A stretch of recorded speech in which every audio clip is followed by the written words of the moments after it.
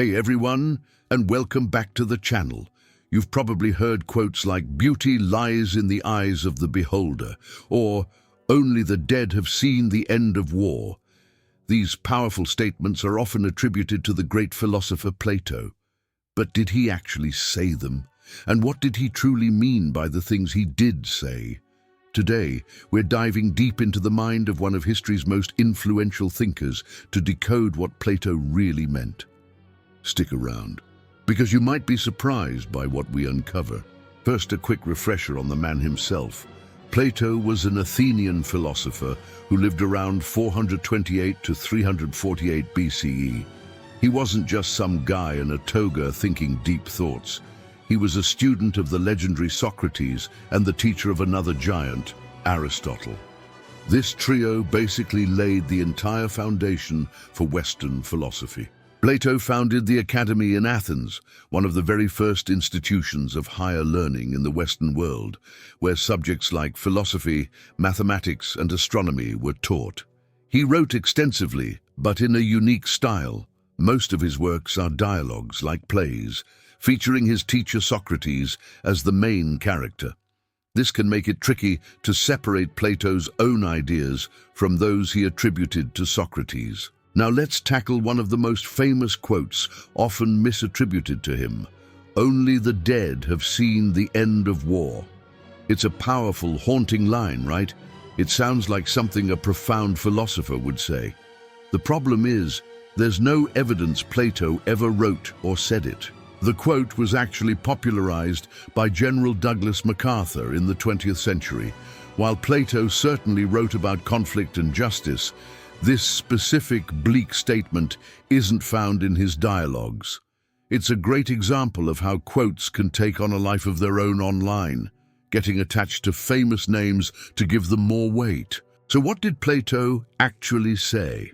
Let's start with a genuine one from his masterpiece, The Republic. "The heaviest penalty for declining to rule is to be ruled by someone inferior to yourself." This isn't just about politics. Plato believed that the most capable and wise people, the philosopher kings, were often the least interested in power. They'd rather spend their time pursuing knowledge and truth. But he warns, if good and competent people refuse to step up and lead, they leave a vacuum. And who fills that vacuum?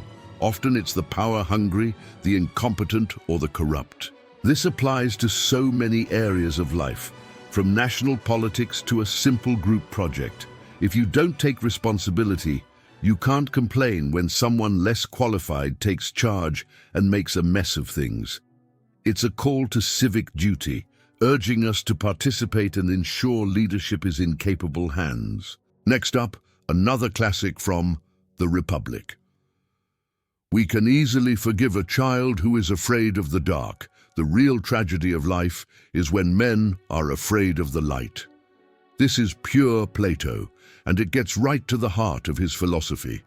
The dark here represents ignorance. A child being afraid of the literal dark is natural and understandable, but the light represents knowledge, truth, and reality. Plato's famous allegory of the cave illustrates this perfectly. He describes prisoners chained in a cave, seeing only shadows on a wall, believing them to be reality. If one prisoner is freed and dragged into the sunlight, the brightness is painful at first. They might even want to go back to the familiar comfort of the shadows. For Plato, the real tragedy is when adults, who have the capacity for reason, actively choose to stay in the cave of ignorance. They're afraid to question their beliefs, challenge their assumptions, and face uncomfortable truths. They prefer the comfort of familiar shadows over the dazzling, sometimes painful light of reality. This quote is a powerful challenge to all of us. Are we brave enough to step into the light? Here's a quote about love that you might have seen. "Every heart sings a song, incomplete until another heart whispers back." It's beautiful, poetic, and sounds very Platonic. In fact, it's from his dialogue, The Symposium, which is all about the nature of love, or eros. In the dialogue, this idea is presented by the playwright Aristophanes. He tells a myth about how humans were originally created with 4 arms, 4 legs, and 2 faces.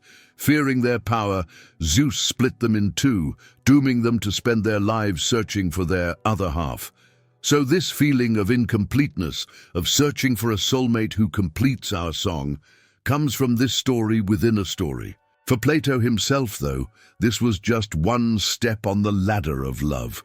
He believed the ultimate goal wasn't just finding another person, but using that love as inspiration to ascend towards an appreciation of beauty itself, and ultimately to the form of the good, the highest truth. So while the quote is lovely, for Plato, romantic love was a starting point, not the final destination. Now for a quote about knowledge, I am the wisest man alive, for I know one thing, and that is that I know nothing. Hold on, this one is a bit of a trick. This quote is famously attributed to Plato's teacher, Socrates, as described by Plato in his work, The Apology. It captures the essence of Socratic wisdom. When the oracle at Delphi declared Socrates the wisest man, he was puzzled.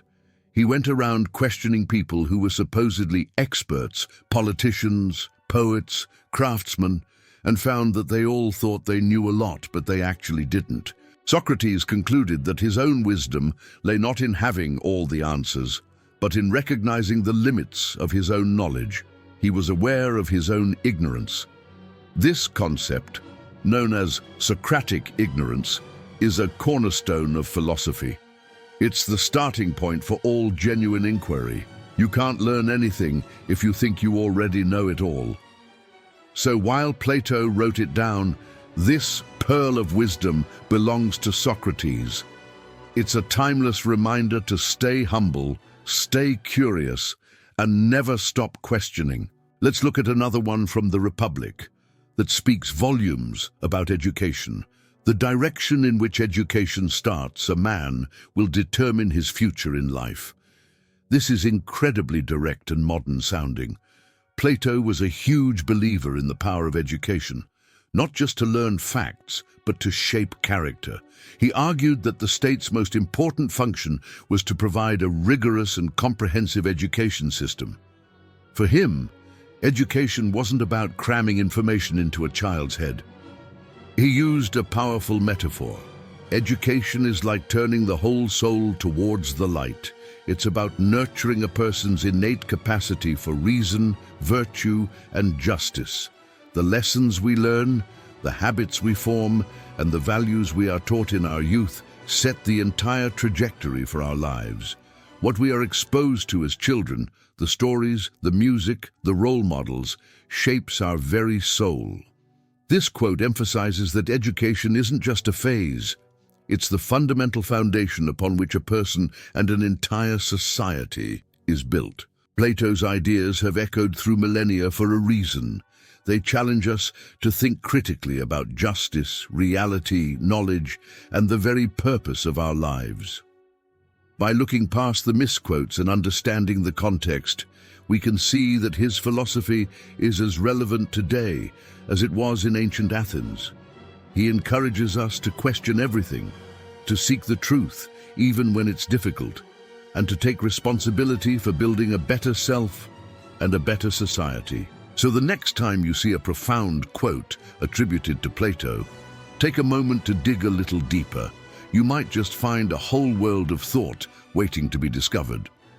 Thanks so much for watching today. If you enjoyed this journey into philosophy, please give this video a thumbs up and hit that subscribe button for more deep dives. Let me know in the comments which philosopher we should tackle next. See you in the next video.